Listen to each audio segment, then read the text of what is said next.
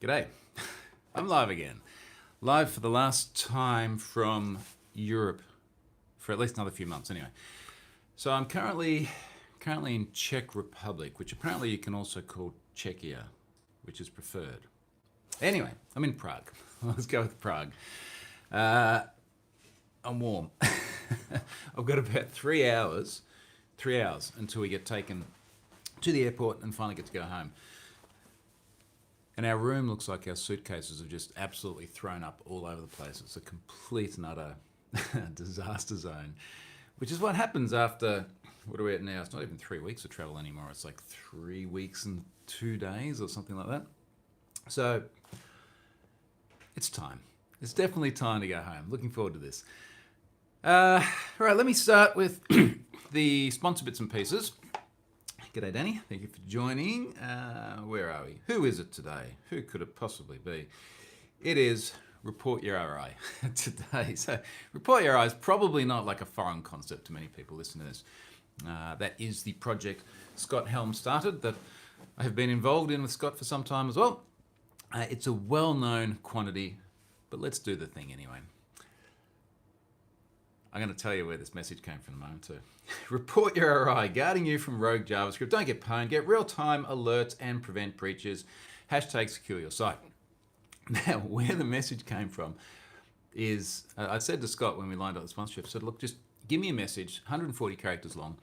I'm going to read you exactly what I said to him actually, because I've got the message here. So give me a message, 140 characters long, and a URL, and that's all I need. It's simple, right?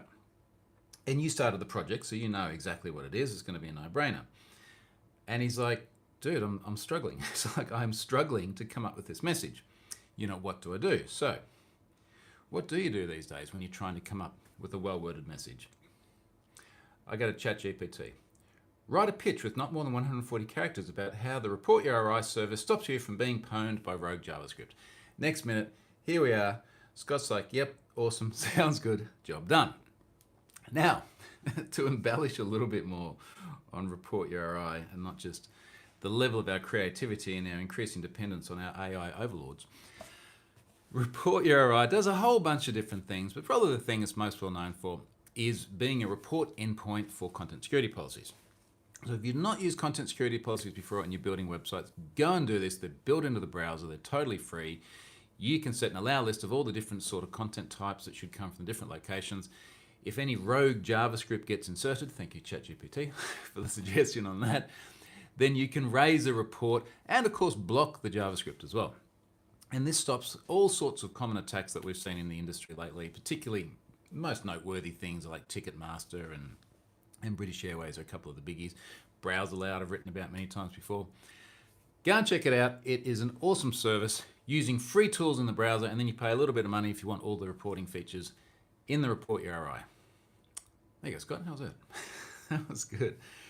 Who else is here? Brian. It's a good morning for Brian. So he's my side of the world. Marcus and Arvo. So he's probably where I'm going, the Savo side of the world. And Steve. A sunny bonjour from the Beaujolais. Going to France in December. I'll talk about that more maybe as we get closer to December. All right, speaking about talking about stuff, what was I going to talk about? Oh, probably start with where I am. So I am, as I just mentioned before, I'm in Prague, in the Czech Republic. I got here on Monday. So last time I did this video, I was in Oslo. Short little flight, relatively speaking, from Oslo down to Prague. My first trip to Prague, second time for Charlotte, so she had a bit of an idea of what she was doing. It is a super, super cool city. If I was to liken it to the next closest city that I've been to in terms of the look and the feel, it feels like Budapest. There's a big river, classic old buildings, a lot of history maintained. They apparently have the world's largest castle. Now, every time I hear a claim like that, of course, I go to Wikipedia to try and figure it out. And it's like, it is the world's largest contiguous castle. Not exactly sure what that means. And then they're like the third large. Let's just call it a big castle. It's up on the hill. So we've been walking around seeing all those sites, like cobblestone streets everywhere, really beautiful classic old buildings. It's just it is a visually beautiful place. And particularly at night when all the lights come on and they're like shimmering on the water. It's just a lovely site. So this is probably, I guess, along with Oslo, the most time we've had to actually enjoy ourselves. But we have had a whole bunch of the cyber-related things as well. I guess going in chronological order, one of the coolest things we did here is I went and met Joseph Prusa when we got here on Monday. Now, it's kind of, in a way, accidental the way all this came apart. Nothing's come apart, printer's fine. We'll get to that. I was doing a very long road trip with Charlotte 2.5 years ago. And I documented this extensively at the time. We drove all the way up to Port Douglas in Australia, and then we drove into the centre of Australia to Uluru, got engaged. Then we drove down to Coober Pedy, stayed in a cave, which is what you do there, and eventually down to Adelaide and stayed with a friend of mine, a childhood friend. And he had a Prusa 3D printer. And it looked so cool. And he had 2 little kids, just a little bit younger than ours, and they were printing so much stuff, and they were making things that they could hold in their hands and play with, and the girls absolutely loved it. And I was like, this is so cool. I've wanted a 3D printer, but I feel like it's going to be one of those things where I get it, and then I either invest a whole heap of time, and I've got no time left to do other things, or it just sits there and I don't get to use it properly. So I went, all right, just go online and order all the things. Actually, I think before that, because it's a Prusa, and I'm like, all right, this is a mate of mine. He's a teacher. He's not so much in our dedicated tech circles. Has he chosen the right thing? Is this the best printer for me? And I went online. I was like, okay, folks, what sort of 3D printer should I get? And like overwhelmingly, people said, go and get a Prusa. So I go online, and I was like, just tick all the boxes, order me all the things. And one of the things he said, when you order a Prusa, you can order it fully made, so you pull it out of the box, turn the power on, you're good to go. Or you can buy it for a couple of $100 less as well as a kit, and then you have to build the whole thing yourself. And this mate of mine, and his education is around engineering and things as well, so he's a handy guy. He says, look, buy the kit, because if you buy the kit, you have to build the whole thing yourself, and then you will learn how it works. And later on, when you have to maintain it, you'll have a much better idea what you're doing.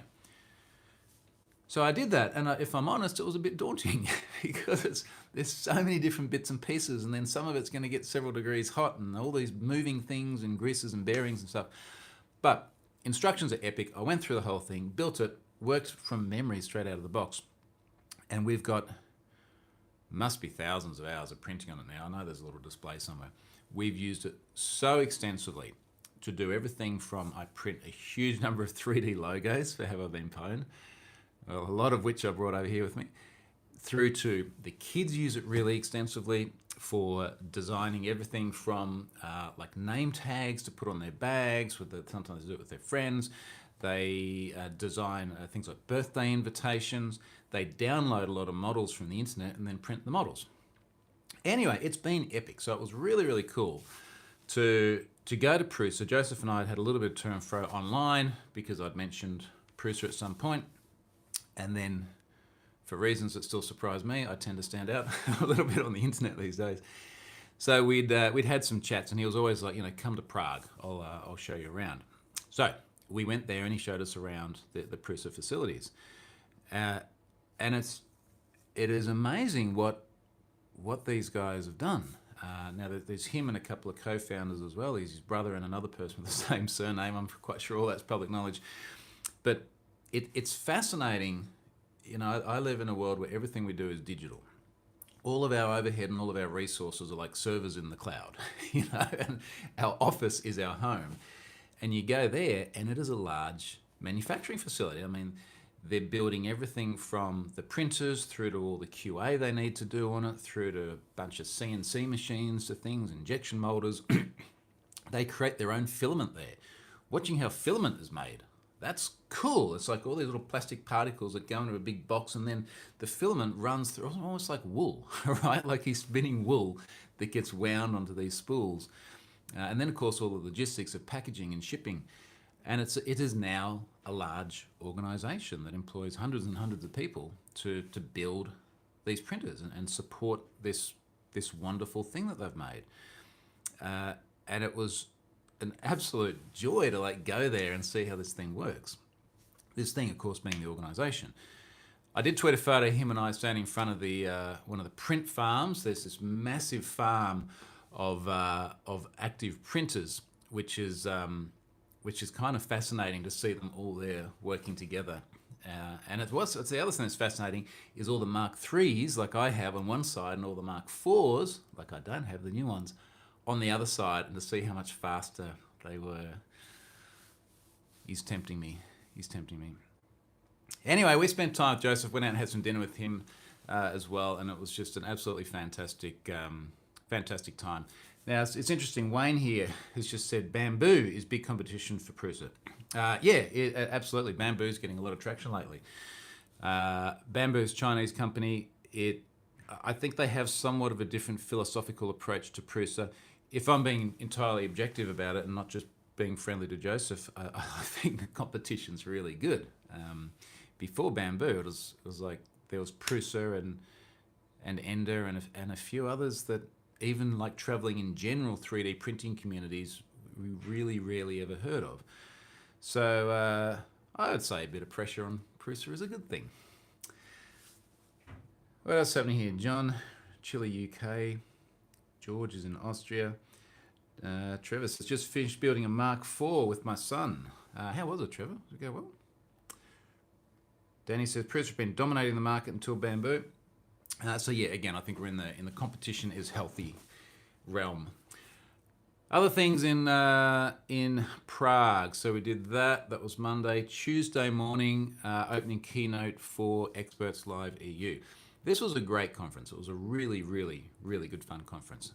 Very Microsoft-centric conference, which is fine for me. That's not your thing. Maybe it's not the best one for you. But great conference. I speak at so many events every year. Obviously, a lot remotely at the moment, but of course, a lot in person over the course of the last decade. And I would say that this was probably one of the ones that I think had the most build up to it, because for months and months in advance, I was seeing so many tweets about this event. And what made it fun is fun for me and fun for other people, they're like these massive printouts of my head that were obviously at other events as well. And people were tweeting me from other events with them standing next to this big photo of my head. And then I turn up at the event on Tuesday and I got a photo of me with a big photo of my head. And then I'm on the stage and there's another big photo of my head right under me.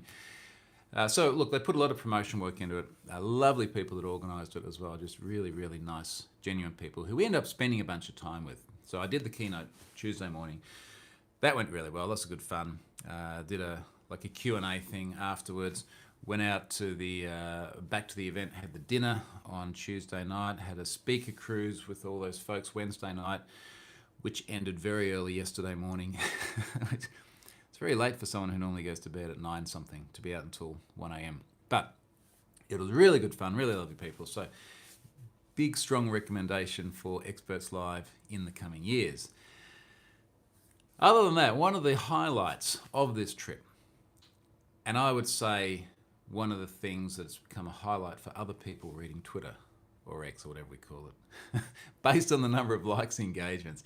Yesterday we went to a beer spa. Now,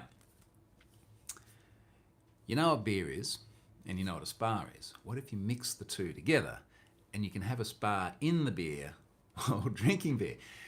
I first learned about this when we were walking along the street here. It must have been Monday. Walking along the street, and we're going past this place, and I'm like, what? And the photos in the front of this place are like two people sitting in their own like big hot tubs, which indicate that they have beer in the hot tub, with taps next to them. And not like taps to fill water, but taps to fill beer, like you'd find in a pub. And I'm like, where has this been all my life? Like, this is amazing. We have to do this. So we booked it in. There's a bunch of places in Prague that do it. We booked it in. We went there yesterday. I posted some photos. Other photos I can't post. You get an idea why when you have a look at them. But we're sitting there in these two hot tubs with 4 beer taps between us, because there's a light and a dark tap for each person. And there's 2 mugs for each person as well. And it's like you get an hour, all the beer you can drink while you're sitting in the hot tub. And then after that, they have like, this sounds super erotic putting it this way, but there's like a bed in the corner that's just straw. And then there's some sheets you can put down. And the idea is that you sit in the hot tub, you have your beer, You go and lay on the bed of straw, I assume just to relax. Who knows? When you take your beer with you, and if you end up running out of beer, you get up and you get. It was amazing. It was so much fun. I think it's the sort of thing you kind of do once, because after that it's like, yep, done that. It was cool. It was fun. I would suggest it as something that is more enjoyable with your significant other, as opposed to with friends. It just felt like that giving too much away. Anyway, it felt like that kind of place. Now, one of the reasons these beer spas appear to be popular, it's not like, well, the ancient Czechs used to bathe in beer for longevity. The guy down at the concierge, when we were asking like which is the best beer spa to go to, because there's a bunch of them, he's like, we've really only been doing this for 15 years. It's not like some ancient thing. But anyway, we went and did the beer spa, and one of the reasons beer is such a big thing here in Prague and Czech Republic in general is that they have the highest per capita consumption of beer anywhere in the world. Now, that was another one of those figures where I'm like, I'm hearing a hyperbolic claim that I need to verify. But you go to Wikipedia and you look for beer consumption by country. And I think from memory, before Prague, like the second highest consumption was like 100 litres per person per year. Now, I assume they only mean adults here, but that still feels like a very large amount of beer. I mean, that is a beer every single day on average. And of course, there's a bunch of people that either don't drink beer or don't drink alcohol at all. So that seems like a large number. So it was like, 100, and then the third one was 99, and the fourth one was 98. Czech Republic, 140. So they were like 40% more beer consumption per capita. I will say, based on many of the beers I've had here, including the beer while we were in the beer spa yesterday, it's not quite like the beer at home. It's a very easy drinking beer. I didn't see the percentage on it, but I'd say it was like a 4%-ish kind of beer.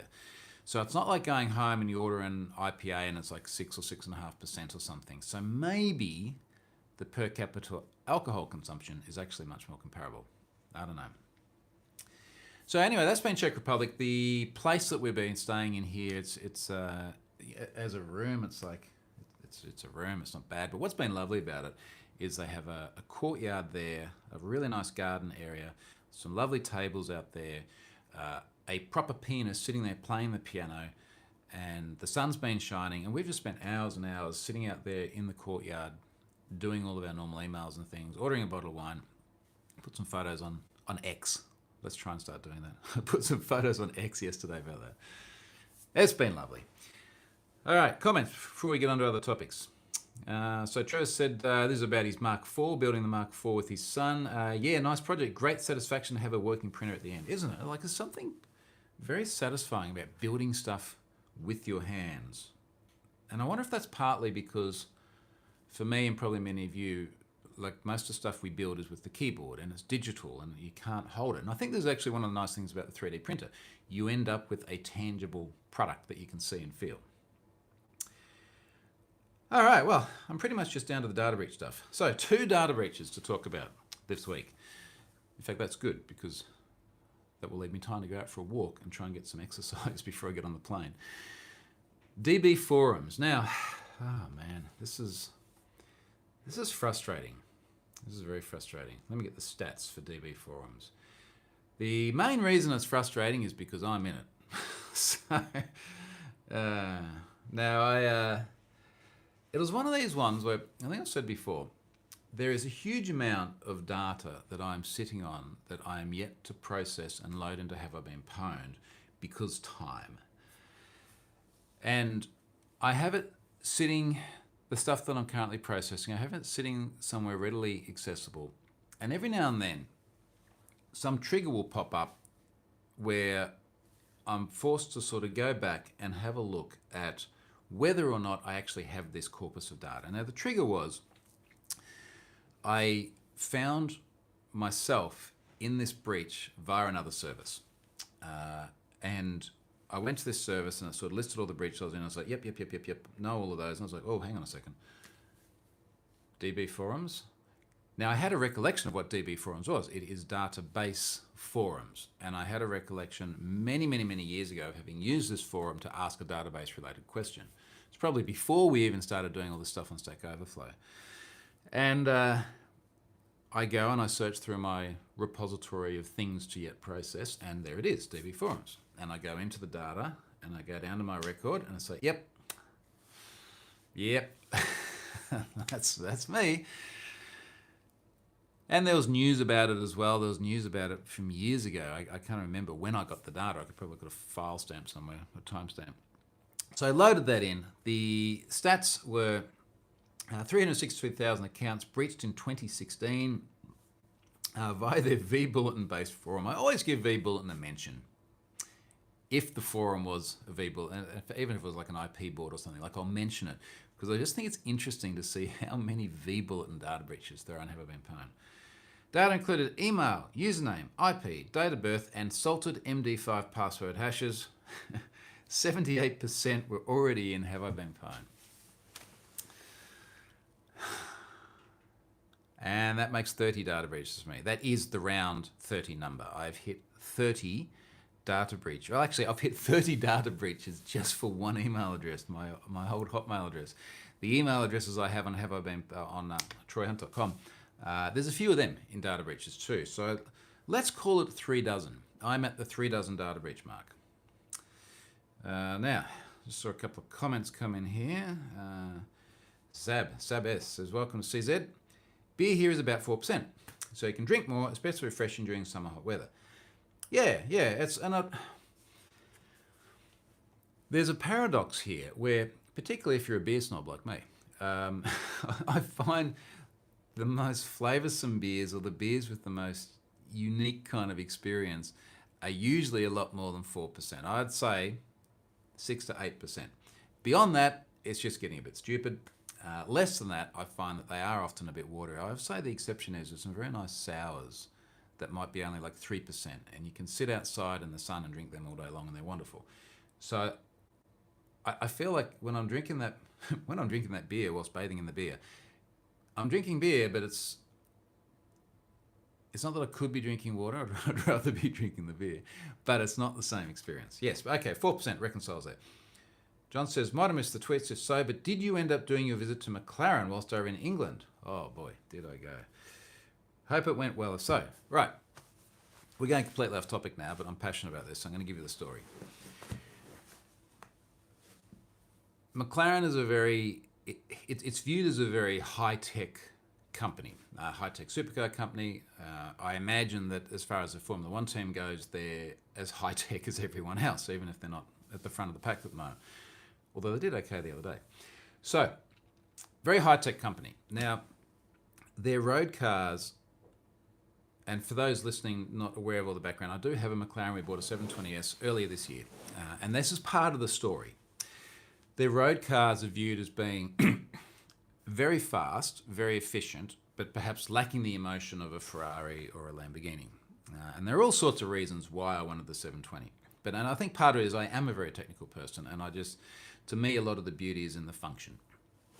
I also think it's the best looking car, but that's a different thing.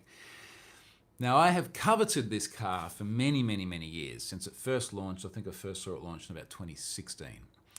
And I was in London around 2016, and I was at NDC London, and I was there with Lars Klint, who many of you know, friend of the show. He's often here. And someone from McLaren reached out and said, hey, I'm from McLaren. Would you like to come out to the McLaren Technology Centre, the MTC, and talk to the tech team about cyber things? And then we'll show you around McLaren as well. And I was like, yes, I'd like that very much. Can I bring my friend? So Lars came out as well. I remember he had his HoloLens as well. HoloLens was fairly new at the time. So we went out, spoke to the tech team, got shown around. And when we went out there, a couple of interesting things happened. So number one, we got these VIP badges. They're very, very cool. I still have a tweet up there with you showing the VIP badge. Got this around the neck. We've gone out there from a tech conference, so it's jeans, it's hoodies, it's backpacks. You know, proper formal tech conference uniform attire. But we've gone into this environment where the McLaren Technology Centre, I've been to some different car manufacturers before. I've been to many, many years ago to BMW somewhere in Germany. I can't remember where. A few others. And they're efficient and they're organized, but McLaren it's almost felt like a hospital in terms of like the cleanliness and the clinicalness of it. And that was everything from everything is so like white and spotless through to when you get in the elevators are not square, they're round because they're meant to look like a piston. And there's just the expense that went into making the thing just this super cool place. If you haven't seen them at McLaren Technology Centre before, if you have a Google of it, a little bit reminiscent of like the whole Apple campus spaceship thing. Now we've gone out there and this guy's showing us around, and he was telling us about the fastidiousness of the organisation. And this was a time when Ron Dennis was still CEO as well. And he said, look, on one occasion, Ron Dennis had people go out and clean the rocks in the car park because the rocks were dirty. Now, I don't know if that's true or not, but it seems feasible based on what the organisation was like. Anyway, I'm getting to the point. So he's taking us around the place. And one of the cool things about the McLaren Technology Centre is you've got all the back office folks like this guy who was a programmer, and you've also got manufacturing there in the same place. It's not like there's, the headquarters in the city and then somewhere out in the middle of nowhere in Brazil or something is manufacturing. This was all in Woking in the UK. And he takes us out to this area where we're standing up on a platform and we're looking down at the production line. And Lars and I are there going, oh, this is awesome. This is so cool.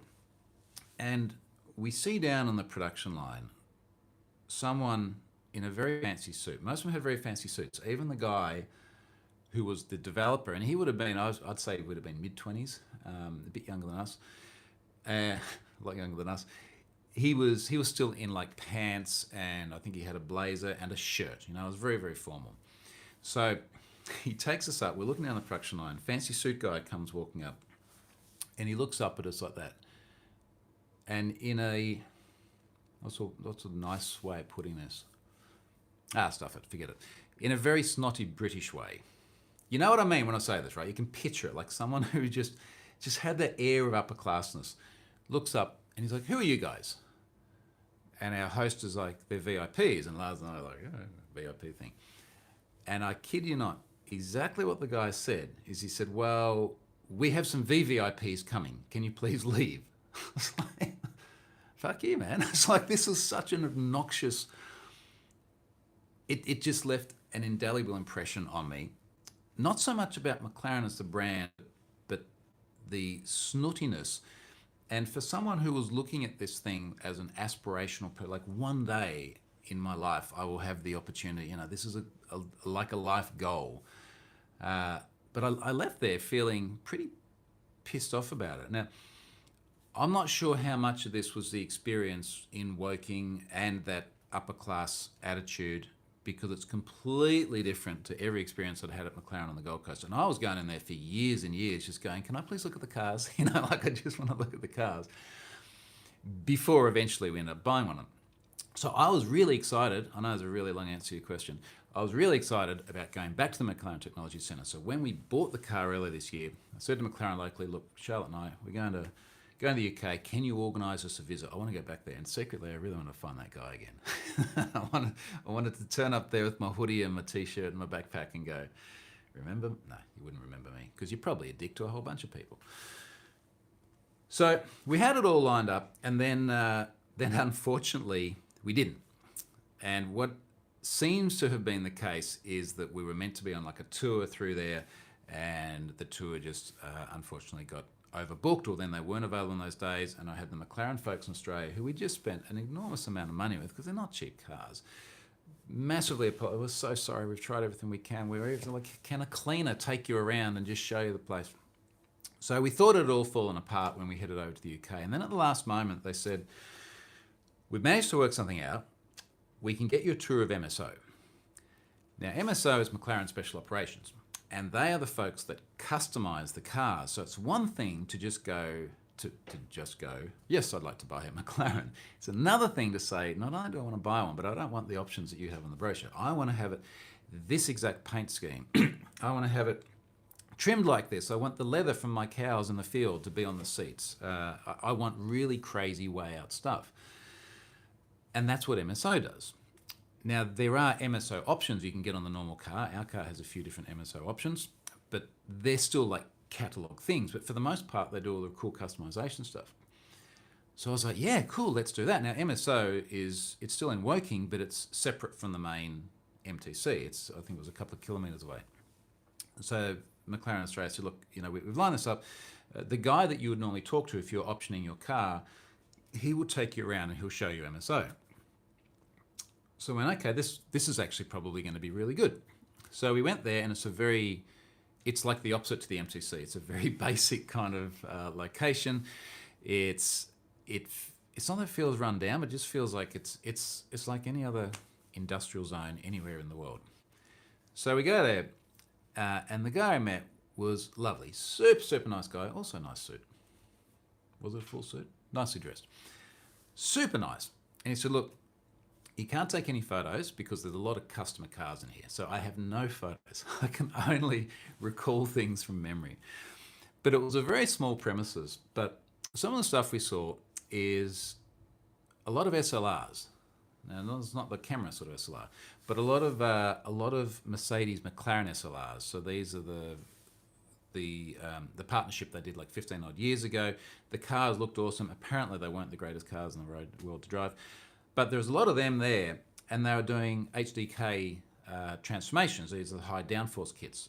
If you're interested in cars and you haven't seen this before, Google Mercedes McLaren HDK and you'll see. So they had a lot of those cars there they're doing customizations on. They had a couple of McLaren F1s, not the race car, but like literally the Formula One Gordon Murray style from the 90s. One of the cars on the hoist, he's like, yep, that's a 20 million pound car. 20 million pounds for a car. An old car. Anyway, so they had a couple of those there. And then they were doing a bunch of like custom paintworks on 750s, the successor, a brand new successor to the car we just bought, 765s. Pretty much every McLaren model you can imagine, they were there doing all of these like wild customizations on. And we had this one guy just taking Charlotte and I around explaining how they do everything from the wild paint schemes through to the pinstriping, through to the custom interiors. And it was fascinating. It was awesome. We had the absolute best time, and I think it was so much better than what we would have seen in the MTC. And it gives me another aspirational thing, right?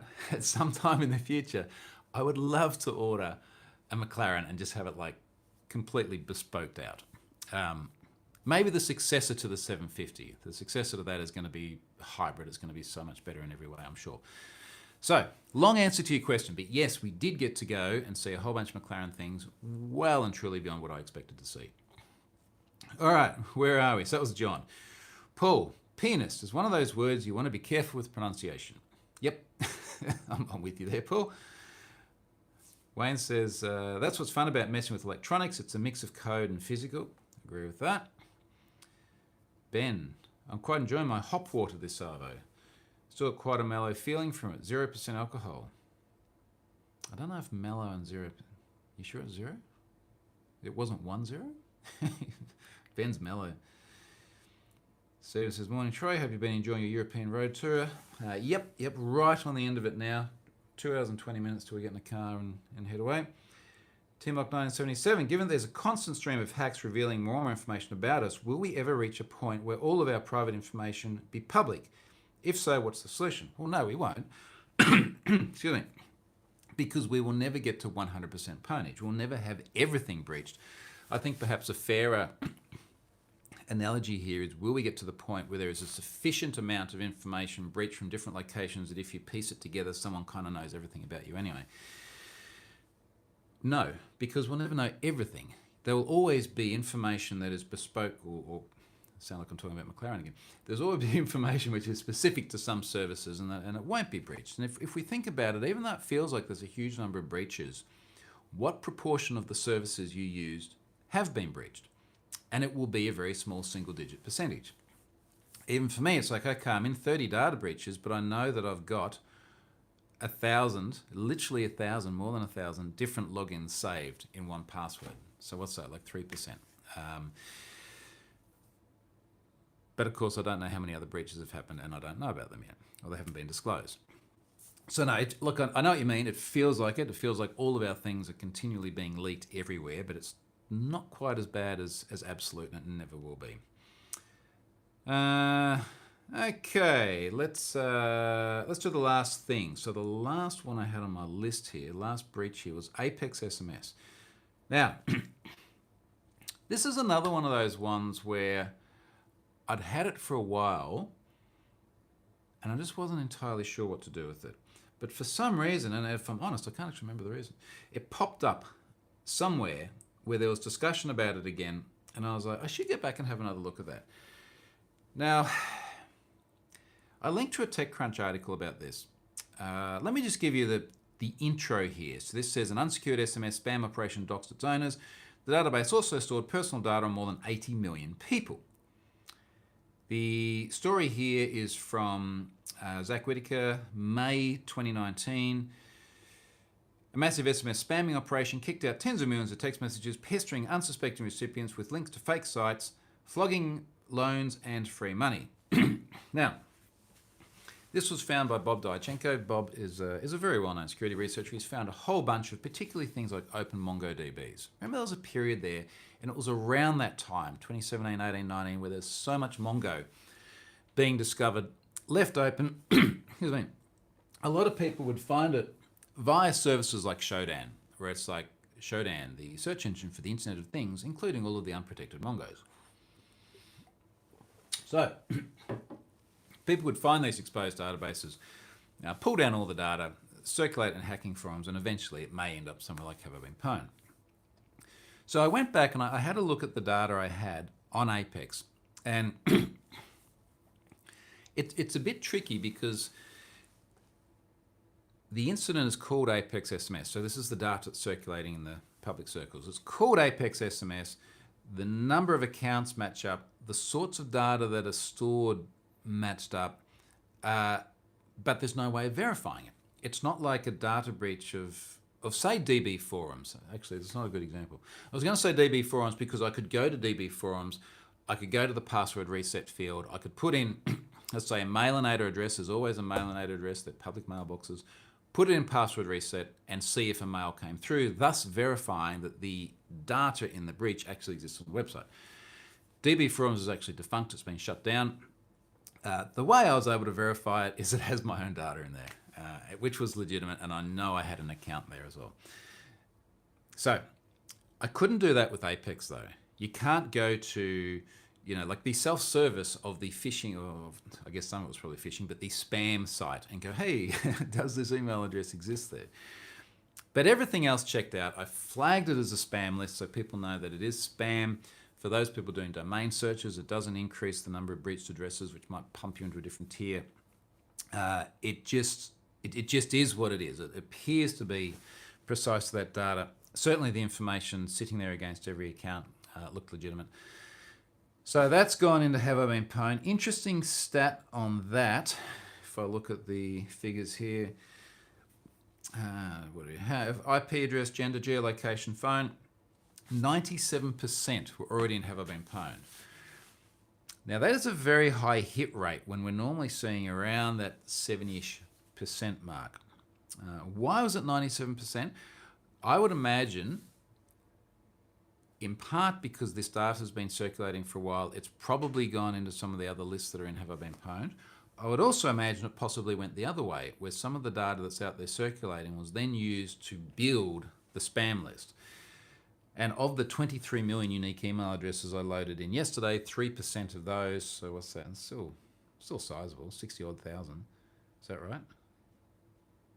600-odd thousand. Of that 3%, then for whatever reason, they came from a different source to build up the spam list. What can you do if you're in this data breach? Not really very much. And this question often comes up, like, why bother to load a spam list? Because what are you going to do? You can't go to the website and ask for your data to be removed. You can't, but time and time again when I ask the question, and I've done polls on this on X multiple times in the past, and I said, look, if you're in one of these lists, should I, or rather if I have one of these, like, should I load it or not load it? Do you want to know about it or not know about it? And I think the numbers were constantly around like 80% of people like, yeah, load it because we want to know. Now, doesn't necessarily mean you can do much about it, but I think just that little constant reminder of There's lots of data breaches. You're probably in things. It's good to know because when you get that extra spam or phishing or whatever else, you can just maybe just be that little bit more alert. Okay, so look, I think we're pretty much at time there. That is the last of the travel updates. Next week, I'll be back home. I'm really, really looking forward to being back home. It's 32 degrees at home yesterday. That's Celsius too. 32 Celsius at the very start of spring. Apparently it's going to be a super hot year. It's going to mean a lot of time in the water. We're going to have a lot of water time. Photos will be incoming from those. Thanks very much for listening this week. We're gonna head out very shortly, and I'll see you from the other side of the world next week. Cheers, folks.